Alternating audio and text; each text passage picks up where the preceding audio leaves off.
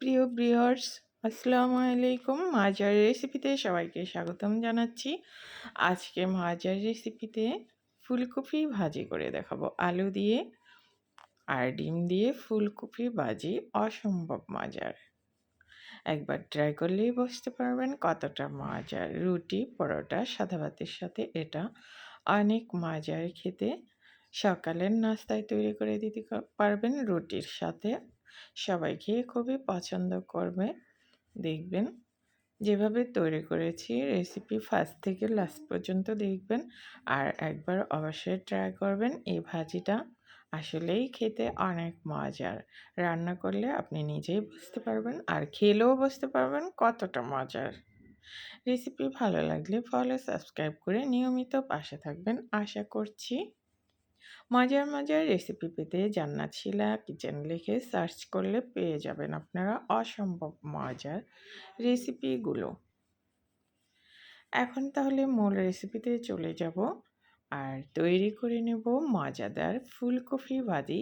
শীতে সুন্দর সুন্দর ফুলকপি পাওয়া যায়, অবশ্যই আপনারা এই স্টাইলে একবার ভাজিটা করে দেখবেন, খেতে অনেক মজার হয়। আমার কাছে তো খুবই ভালো লাগে। এই যে এভাবে ভাজিটা করলে আমার পরিবারের সবাইও খেয়ে খুবই পছন্দ করে। আমি আশা করছি আপনাদেরও অনেক অনেক ভালো লাগবে।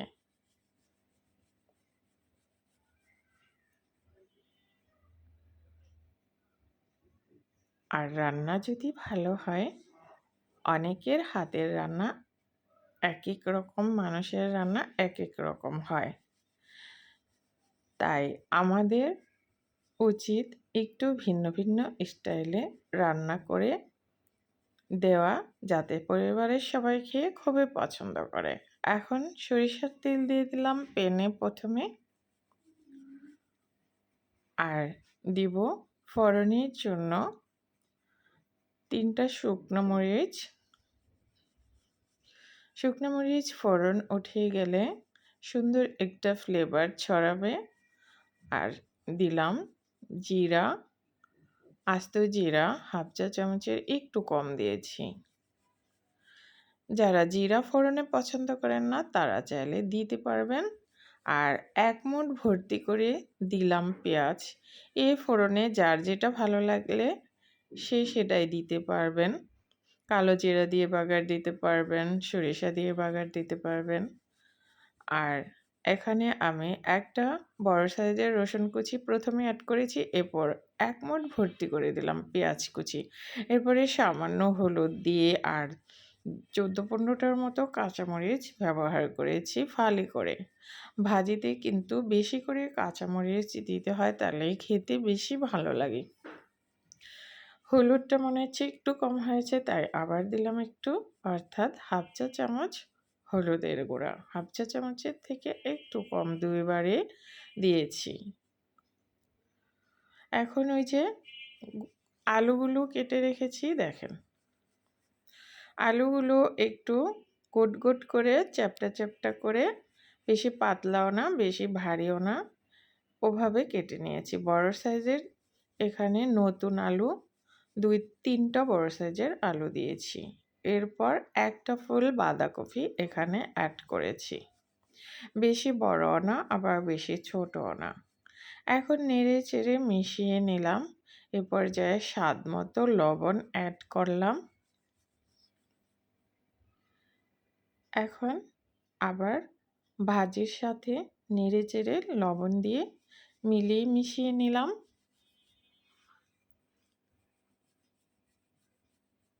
এবারে ঢেকে দিব। চাইলে এখানে একটু পানিও ব্যবহার করতে পারবেন সিদ্ধ হওয়ার জন্য, কিন্তু আমি ব্যবহার করলাম না। এখন আমি এই যে একবার ঢেকে দিয়েছিলাম, আবার নেড়ে চেড়ে মিশিয়ে নিচ্ছি, আবার একবার ঢেকে দিচ্ছি। এ পর্যায়ে আমি অল্প একটু পানি দিলাম। ভাজিটা যখন বসিয়ে দিবেন তখনই পানিটা দিয়ে দিবেন। আমি এখন দিলাম, ভাবলাম যে আলুটা হয়তো সিদ্ধ হতে হবে। এখন হাফ কাপের একটু কম পানি দিয়েছি, আবার একটু স্বাদ মতো লবণ দিলাম টেস্ট করে। এখন আর ঢেকে দিব না। এখন চুলার আঁচ হাই ফ্লেমে রেখে এটাকে অনবরত নেড়ে চেড়ে ভাজি করে নেব। আমি আবার 1 মিনিটের জন্য একটু ঢেকে দিলাম।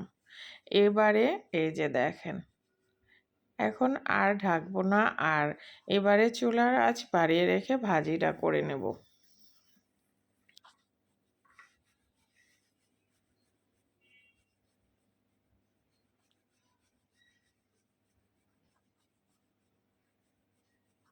মনে হচ্ছে হলুদটা একটু কম হয়ে গেছে, যেহেতু আমি খুবই কম ব্যবহার করেছি।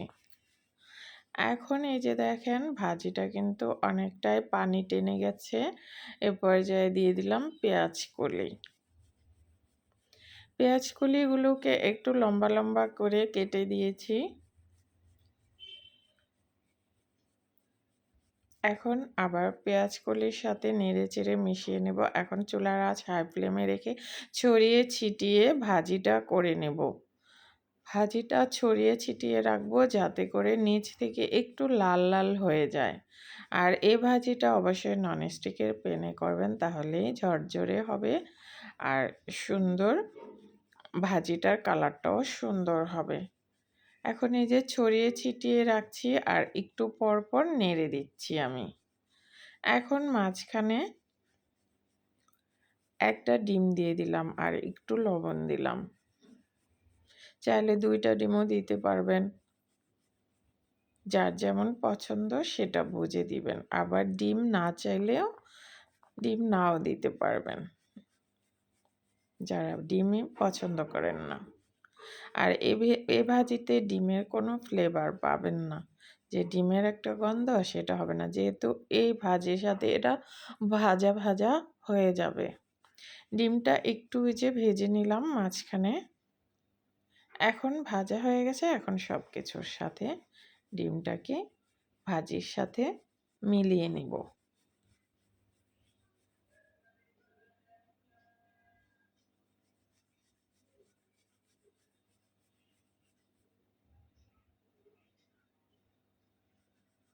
ডিমটা একটু অবশ্যই ভালো করে ভেজে দিবেন, তাহলে আর ডিমের গন্ধ করবে না।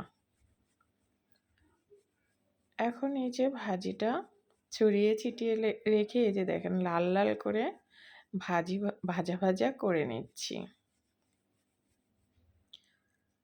এখন ভাজিটা আমার অলমোস্ট হয়ে গেছে, দেখেন লাল লাল করে ভাজা ভাজা করে নিয়েছি। এ পর্যায়ে ধনিয়ার পাতা কুচি বেশি করে দিয়ে এটাকে নামিয়ে নিতে হবে।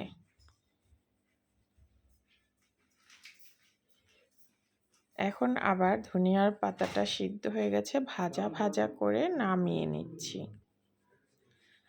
আমার ভাজিটা হয়ে গেছে, দেখতে পাচ্ছেন গরম গরম গরম ভাতের সাথে পরিবেশন করবেন, দেখবেন সবাই খেয়ে খুবই পছন্দ করবে, আপনার নিজেরও অনেক ভালো লাগবে। এই ভাজিটা দিয়ে যখন আমি ভাত খেয়েছি আমার আর কিছুই নিতে মন চাইছিল না, মনে হচ্ছে এই ভাজিটা দিয়েই সব ভাত খেয়ে নিই। আর রুটি দিয়ে তো অসম্ভব মজার লেগেছিল।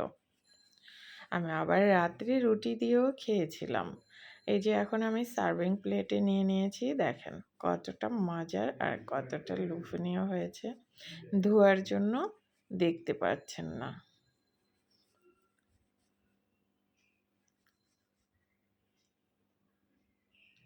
এখন আমি এই যে গরম গরম ভাতের সাথে পরিবেশন করছি, দেখেন কতটা লোভনীয় আর কতটা মজার ভাজিটা হয়েছে। গরম গরম ধোয়া ওঠার জন্য আপনারা এর টেক্সচারটা দেখতে পাচ্ছেন না, অনেক মজার, অনেক সুস্বাদু, ঝরঝরে। আল্লাহ হাফেজ।